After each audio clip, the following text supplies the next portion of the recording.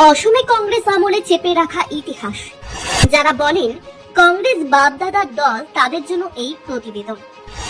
অসমে মুসলিম জাতিকে কংগ্রেস আর কতদিন বোকা বানাবে? এআইইউডিএফ কে কেন বলির পাঠা বানানো হচ্ছে? কংগ্রেস আমলে অসমের মুসলিমরা উপহার হিসেবে কি পেয়েছিলেন? সেকুলারিজম নাম দিয়ে অসমের মুসলিম জাতিকে যে দল সবচেয়ে বড় ধোঁকা দিয়েছিল, সেই দলের নাম হচ্ছে বাপ দাদার দল বলে খ্যাত কংগ্রেস। শুধু ঈদের দিন গায়ে পাঞ্জাবি আর মাথায় টকি লাগিয়ে ঈদগাহের প্রথম লাইনে দাঁড়িয়ে তরুণ গগৈ সাহেবদের দেখা যেত, আর সেটাই ছিল ড্রামা। তা এখনো বুঝতে পারেনি অসমের অনেক মুসলিমরা। এবার জেনে নেই কংগ্রেস আমাদেরকে কি কি উপহার দিয়েছে। 1983 সালে নেলি হত্যাকাণ্ড সরকারি হিসেবে একদিনে 2000 মুসলিমকে হত্যা করা হয়েছিল। বিভিন্ন মিডিয়া রিপোর্ট মতে বলা হয় এক সপ্তাহে হত্যা করা হয় 5000 মুসলমানকে। তবে নিরপেক্ষ সূত্রে খবর অনুযায়ী নিহত মুসলিমদের প্রকৃত সংখ্যা 10,000। এর মধ্যে উল্লেখযোগ্য সংখ্যক ছিলেন শিশু ও নারী। 2012 সালে পূর্বকল্পিতভাবে বড়োল্যান্ড অর্থাৎ কোকরাঝাড়ে মুসলিম সাফাই ও নির্মূল অভিযান শুরু হয়েছিল। তখন কেন্দ্রে ও রাজ্য ক্ষমতায় ছিল বাপদাদার দল বলে খ্যাত কংগ্রেস। যে দলের মদতে দাঙ্গা হয়েছিল সেই দল ছিল তৎকালীন মুখ্যমন্ত্রী তরুণ গগৈর কংগ্রেস সরকারের জোট সঙ্গী। অবশ্য তিনি বিপিএফ দলকে জোট থেকে বাহির করার পরিবর্তে মন্ত্রিসভায় সেই বিপিএফ দলের শক্তি আরো বৃদ্ধি করেছিলেন। কংগ্রেস আমলে দাঙ্গায় সর্বহারা মুসলিমদের ভাগ্য জুটেনি কোনো ন্যায় বিচার তো দূরের কথা। তৎকালীন কংগ্রেস সরকারের মন্ত্রী বর্তমান বিধায়ক সিদ্দিক আহমেদ সাহেব কোকরাঝাড়ে দাঙ্গা নিয়ে সরব হয়েছিলেন, কিন্তু দুর্ভাগ্য মুসলিম জাতির হয়ে আওয়াজ তোলার কারণে সিদ্দিক আহমেদ সাহেবের মন্ত্রিত্ব কেড়ে নিয়েছিলেন তৎকালীন কংগ্রেস সরকারের মুখ্যমন্ত্রী তরুণ গগৈ সাহেব। কোকরাঝাড় দাঙ্গাকালীন সময়ে জমিয়ত উলামার সর্বভারতীয় সভাপতি বিশ্বনবীর বংশধর শহীদ মাওলানা আরশাদ মদনী সাহেব নিজের অভিজ্ঞতা সম্পর্কে বলেছিলেন, আসামে বিতাড়িত মুসলিমরা 300টি আশ্রয় শিবিরে রয়েছেন।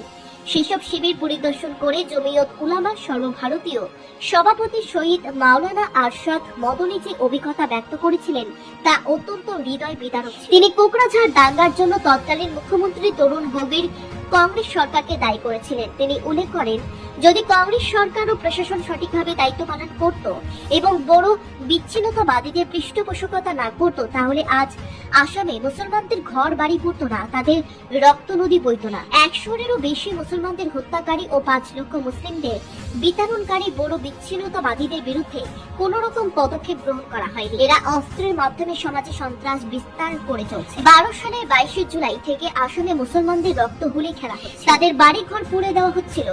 কেন কেন্দ্র ও অসম সরকার নির্বিকার দর্শক হয়ে বসে থাকে হাত গুটিয়ে? সর্বভারতীয় জমিয়ত উলামার সভাপতি আরো উল্লেখ করেছিলেন, কেন সন্ত্রাসবাদীদের উৎসাহ জুগিয়ে যাওয়া হচ্ছিল? তরুণ গগৈ সরকার শুধু মৌখিক আশ্বাস দিতে থাকে, সরকারি ত্রাণ নামমাত্র। আরেক কলমে আরশাদ মদনী সাহেব উল্লেখ করেছিলেন, দেশের সকল ধর্মাবলম্বীদের আপন আপন পছন্দ মতো জীবনযাপনের অধিকার রয়েছে, কিন্তু অসম কংগ্রেস সরকার ও প্রশাসনের সহযোগিতায় এক বিশেষ গোষ্ঠী দ্বারা মুসলমানদের উপর অত্যাচার নির্যাতনের রোলার চালানো হচ্ছে।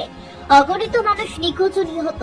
তিনি তৎকালীন কংগ্রেস সরকারকে কোকরাঝাড় দাঙ্গার জন্য দায়ী করেছেন। আমরা অনেকে ভুলে গেছি অতীতের সে কথা।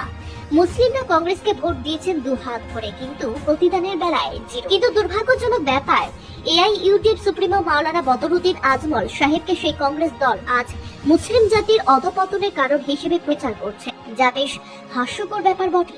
কোকরাঝাড় দাঙ্গার সময় আজমল কি করেছিলেন উঠতে পারে এমন প্রশ্ন। তাহলে দেখুন প্রতিবেদন। তৎকালীন সময়ে কংগ্রেস সরকারের ক্যাবিনেট মন্ত্রী ছিলেন বর্তমান ধুবড়ী লোকসভা আসনের কংগ্রেস দলের প্রার্থী রকিবুল হোসেন। তিনি মন্ত্রিত্ব যাওয়ার ভয়ে মুখে তালা লাগিয়ে নীরব দর্শকের ভূমিকায় ছিলেন। যখন কোকরাঝাড়ে হত্যাযজ্ঞ চলছে, তখন তিনি অলিম্পিক খেলা দেখতে বিদেশে পাড়ি দিয়েছিলেন। মজলুম মুসলিমদের হয়ে আইনি লড়াইয়ের কথাও বলেননি বর্তমান করিমগঞ্জ লোকসভা আসনের কংগ্রেস প্রার্থী হাফিজ রশিদ আহমেদ চৌধুরীকে। একমাত্র লড়াই করেছিলেন এআইইউডিএফ সুপ্রিমো সাংসদ মাওলানা বদরুদ্দিন আজমল সাহেব। অনেক জাতীয় নিউজ চ্যানেল ও পত্রিকায় তৎকালীন সময়ে কোকরাঝাড়ের মজলুম মুসলিমদের হয়ে আজমল সাহেবের লড়াইয়ের কথা ফলাও করে প্রচার করা হয়েছিল। ইতিহাস প্রমাণ, আজমল সাহেব তৎকালীন সময়ে নিজের জান বাজি রেখে দাঙ্গায় ঘরহারা মুসলিম জনতার পাশে দাঁড়িয়েছিলেন। নিজের 18 জন বিধায়কের মাঠে নামিয়েছিলেন। একদিকে তৎকালীন প্রধানমন্ত্রী মনমোহন সিং এর দ্বারস্থ হয়েছিলেন ন্যায় বিচারের আশায়, অন্যদিকে নিজের পকেটের কয়েক কোটি টাকা খরচ করে দাঙ্গাস্থলে ত্রাণ পাঠিয়েছিলেন। গাড়ি গাড়ি বস্ত্র পাঠিয়ে বিবস্ত্রদের বস্ত্র দিয়েছেন। আজমল পরিচালিত আজমল ফাউন্ডেশন ও মরকজুল মারিফ একসাথে কাজ করেছিল কোকড়াঝাড়ে দাঙ্গা বিধ্বস্ত এলাকায়। যখন জল ছাড়া খাওয়ার কিছুই ছিল না, তখন আজমল পরিচালিত আজমল ফাউন্ডেশন ও মরকজুল মারিফ দুমুঠো আহার তুলে দিয়েছিল। এখানে সমাপ্তি নয়। ঘরবাড়ি হারিয়ে যাদের ঠাঁই হয়েছিল খোলা আকাশের নিচে, তাদেরকে আজমল ভিলেজ বানিয়ে স্থায়ী আশ্রয় দিয়েছিলেন আজমল সাহেব। দিয়েছিলেন বিভিন্ন রকম সুযোগ সুবিধা। এখানেও শেষ নয়, দাঙ্গায় যারা শহীদ হয়েছিলেন, সর্বহারা হয়েছিলেন, তাদের ছেলে মেয়েদের পড়াশোনার দায়িত্বও নিয়েছিলেন আজমল সাহেব। কিন্তু তৎকালীন সময় কংগ্রেস সরকার থাকা সত্ত্বেও পর্যাপ্ত পরিমাণ ত্রাণ দাঙ্গায় ক্ষতিগ্রস্ত মানুষের হাতে পৌঁছতে পারেনি। সেনাবাহিনী নামিয়ে একদিনে দাঙ্গা বন্ধ করার ক্ষমতা থাকলেও সেই পথে হাঁটেনি তৎকালীন কংগ্রেস সরকার। এমন কথা আজ আমরা অনেকেই ভুলে গিয়েছি। যারা ভুলবেন তাদেরকে ইতিহাস ক্ষমা করবে না।